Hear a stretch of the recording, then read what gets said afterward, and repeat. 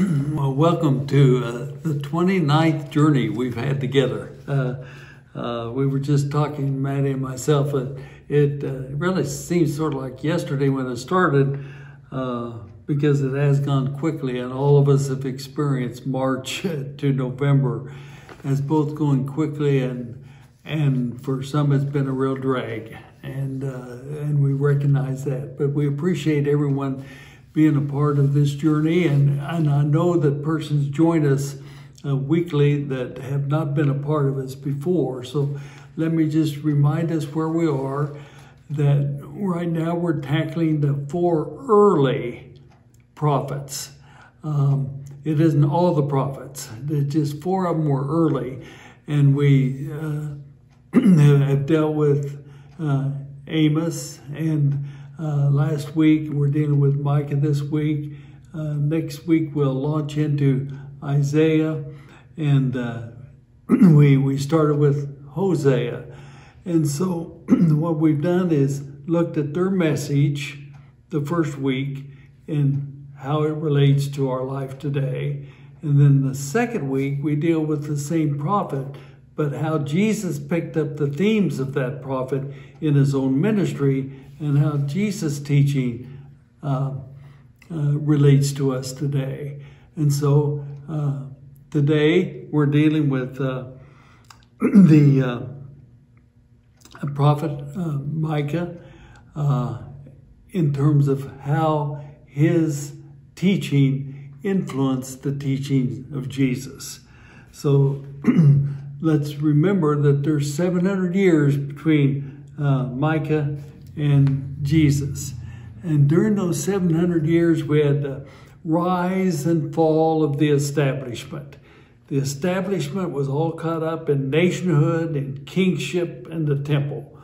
And so you'd have the rise of the establishment and the fall of the establishment as foreign entities took control of the Fertile Crescent, the garden of the Near East that every foreign power wanted, because the Jordan River existed and fertile ground. And so it was called the Fertile Crescent. Very, very valuable land. Everyone wanted it. And so that is why we have the rise and the fall of the establishment in terms of the Hebrew community.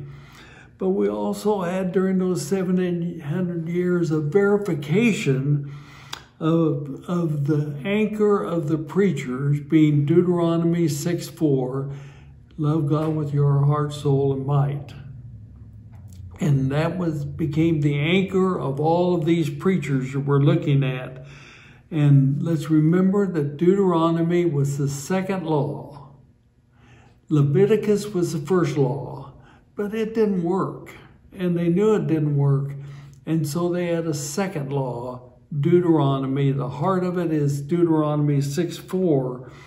And we have the verification in these 700 years that the preachers were on target with the truth of God's love. And of course, Micah, in his teaching, talked about how the Hebrew nation was going to be destroyed, but he also talked about that the temple would be restored. It's interesting that the temple would be restored, but Micah didn't say that the establishment would be restored. He didn't talk about the restoration of the nation. He didn't talk about the restoration of kingship. He talked about the restoration of the temple. And we also know during those 700 years, as Blair asked a question last week, how did we get Micah? Well, Micah preached. The group of the Hebrew community that did the writing for the Hebrew community, they wrote down these messages, but they were later edited through the centuries. And we know that Micah was edited because of the reference to Babylon that wasn't even existent as a foreign power when Micah preached. And so along came Jesus. And what's important to remember about Jesus is he didn't start preaching from a vacuum. He preached in the context of the Hebrew preachers because he knew about the rise and the fall of the Hebrew nation and the establishment, but he also knew of the verification that the Hebrew preachers were on track with the truth. And that was certainly true with Jesus' understanding of Micah. Whether you like the traditional words of do justice, love mercy, and walk humbly with your God, or what the Mary Message paraphrased it as fairness and compassion and not taking yourself too seriously, these three themes are absolutely prevalent in Jesus' ministry. There are so many illustrations, but let's take the three components of the heart of Micah's teaching and look and see what Jesus did with them. The first one, justice or fairness. Micah's message was, doggone it, we were the victims of injustice in Egypt, and now we're the architects of injustice. And Jesus always addressed the architects of injustice as the Pharisees and Sadducees of the day. And as I say, there's a lot of illustrations of how Jesus picked it up, but I picked up one that might not jump out at us in terms of a matter of justice, but Mark records it this way. And it came about that he was passing through the grain fields on the Sabbath, and his disciples began to make their way along while picking the heads of grain. And the Pharisees were saying to him, see here, why are they doing what they're doing? It's not lawful to the Sabbath. Remember the establishment focusing on the law. And Jesus responded, have you never read what David did when he was in need and became hungry, he and his companions? How he entered the house of God in the time of Abiathar the high priest and ate the consecrated bread, which is not lawful for anyone to eat except the priests, and he gave it also to those who were with him. And he was saying to them, the Sabbath was made for man, not man for the Sabbath. Consequently, the Son of Man is Lord even of the Sabbath. You see, what Jesus was saying, used David as an illustration. All these laws are not fair. It's not fair to have these laws restricting people even to eat on the Sabbath when they were traveling and not hungry. And he said, that's not just. And it's just not right. And so fairness and justice not only applies to international relations, it has to do with the law that is oftentimes determines what is legal, but not what is fair and right to human beings. Now, the second part of Micah's message, of course, had to do with the self-serving nature of the establishment. Yeah, as we read last week, Micah taught that you're so self-serving. You take property, you covet property, then you take property for your own good. But not only property, he said, you take women for your own self-serving purpose of enjoyment. So Micah was saying, you are so self-serving. And he said, you need to be compassionate. We need to be merciful as expressions of God's love. And it's interesting to what Jesus did with this. Compassion is sort of a principle that ought to be followed. Mercy is a principle that ought to be followed. But Jesus took compassion. Jesus took mercy and made it an act. Not a principle, but an action. And the action was what he named forgiveness, that became the very core of Jesus' teaching.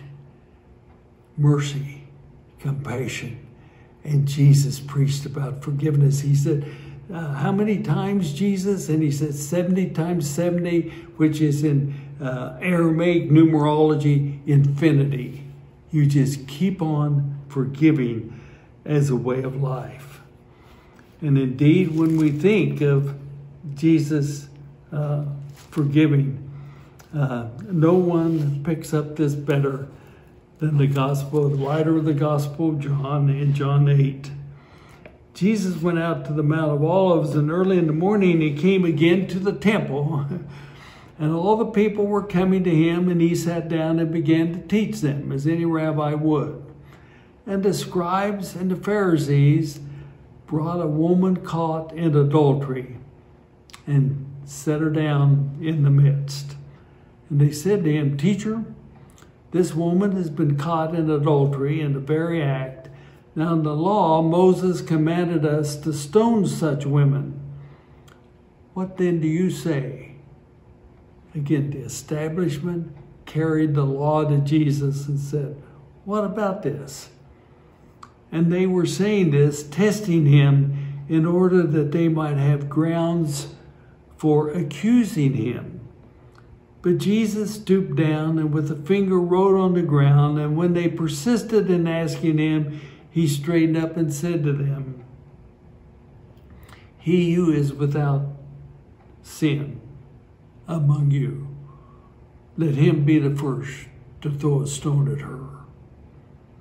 And again he stooped down and wrote on the ground, and when they heard it, they began to go out one by one, beginning with the older ones, and he was left alone with the woman and where she was in the midst. And straightening up, Jesus said to her, Woman, where are they? Did no one condemn you? And she said, No one, Lord. And Jesus said, Neither do I condemn you. Go your way. From now on, sin no more. You see what Jesus did with mercy? Great idea. Compassion, great principle. He made it an act. The act of forgiveness, which was the core of Jesus' ministry. But then thirdly, Micah taught about how that the Hebrew people were captive to their own importance. They were in captivity to their own importance, denying the truth of Deuteronomy 6:4. So what did Jesus do with this feeling of self-importance, that thinking of themselves as being too important and neglecting the importance of God's love? Well, Jesus again took on the establishment of the scribes and the Pharisees and the Sadducees, and he always referred to these persons as hypocrites. Now, hypocrisy is an interesting word in English. We have a lot of good definitions, but in the Greek, a hypocrite was an actor in a play who wore a mask. And the same person could be many different persons in the drama. All they had to do is pick up a different mask, and the masks had handles on them. And they were a hypocrite because they were pretending to be someone that they were not. So Jesus took the teaching on humility and talked about the hypocrisy And he was pretty clear about this. And let's read from Luke 18. And he also told this parable to certain ones who trusted in themselves that they were righteous, thinking were pretty important, and viewed all others with contempt. Yeah. 2 men went up to the temple to pray. One a Pharisee and the other a tax gatherer. The Pharisee stood and was praying thus to himself, God, I thank thee that I'm not like these other people, swindlers, unjust, adulterers, and even like this tax gatherer. I fast twice a week. I pay tithes of all that I get. But the tax gatherer, standing some distance away, was even unwilling to lift his eyes to the heaven, but was beating his breast, saying, God, be merciful to me, the sinner. I tell you, this man went down to the house justified rather than the other. For everyone who exalts himself shall be humbled, and he who humbles himself shall be exalted. See how Jesus took that idea of humility in Micah and told a story that brought the truth home to the establishment and those who were simply those that the establishment looked down upon. Jesus, I have always understood, brought a tremendous gift of humility through horizontal vision. He looked at people horizontally, never looking up at anyone, never looking down on anyone. For humility is the way of life that calls for horizontal vision. What the Pharisee desperately needed and what the tax gatherer experienced. So we've seen Micah was a great teacher 700 years before Jesus. Jesus was the teacher of all time as a rabbi, taking these themes of the Old Testament preachers and making them relevant for today.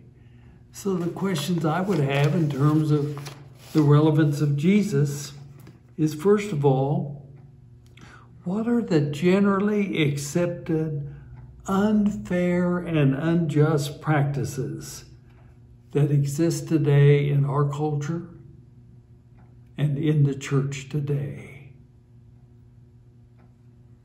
Secondly, who in your life, not by name, but who in your life do you find it most difficult, towards which we're called to be compassionate and forgiving? Who's it tough in our life to forgive? But finally, what are the common occasions of hypocrisy today? Looking down upon another, pretending to be someone who we're not, because we're not more important than anyone else. So the question is, what are the common occasions for hypocrisy today? We'll talk about all this on Sunday. Thank you.